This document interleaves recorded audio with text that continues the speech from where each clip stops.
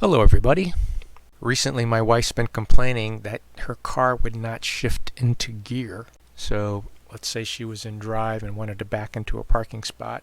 She could not get it into reverse, and the way she described it, she would turn the engine off and then restart the car and then put it into reverse and it would work. So I got to thinking about this a little bit and thought, well, with a little bit of luck, maybe it's the brake light switch. The brake switches in modern cars do much more than just activate the lights. So in modern cars today, they're involved with the stability control, anti-lock braking, transmission, cruise control, and many other functions. It occurred to me that maybe she wasn't depressing the brake far enough, but you can imagine how that conversation went.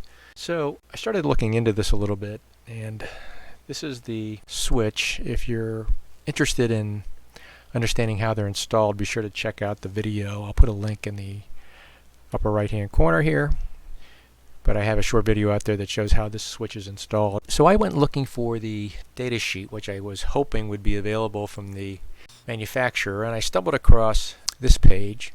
This is the same manufacturer of the genuine BMW brake light switch, and notice here that they call it a sensor. Calling it a sensor, not a switch, and that's because, as I mentioned earlier, these brake light switches do much more than turn the brake lights on. They're involved in lots of other functions, which requires them to be extremely reliable and long-lasting. So this particular switch, according to the manufacturer, they're calling it a brake light sensor. Notice here, there's no wear and tear on this switch. It's non-contacting, and it's a Hall switch. So Hall switches are electronic switches that are activated by a magnetic field.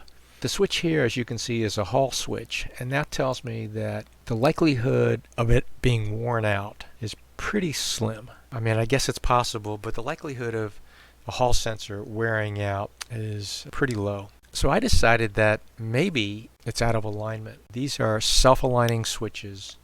All I did was I very gently but firmly pressed down on her brake pedal as far as it would go, and then I put my foot under the brake pedal and gently pulled it up, and she has not complained about the car not going into gear. The problem seems to have gone away. She has not complained about it in a couple of weeks now and says it's going into gear just fine.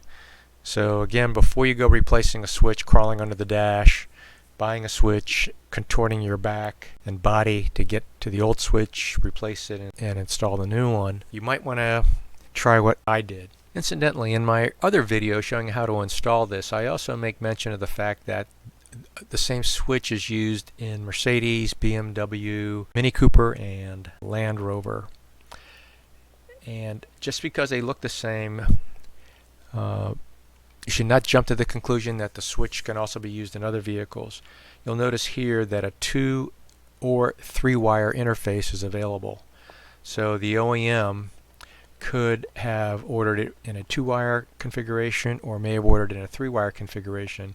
They are definitely not going to be interchangeable with each other.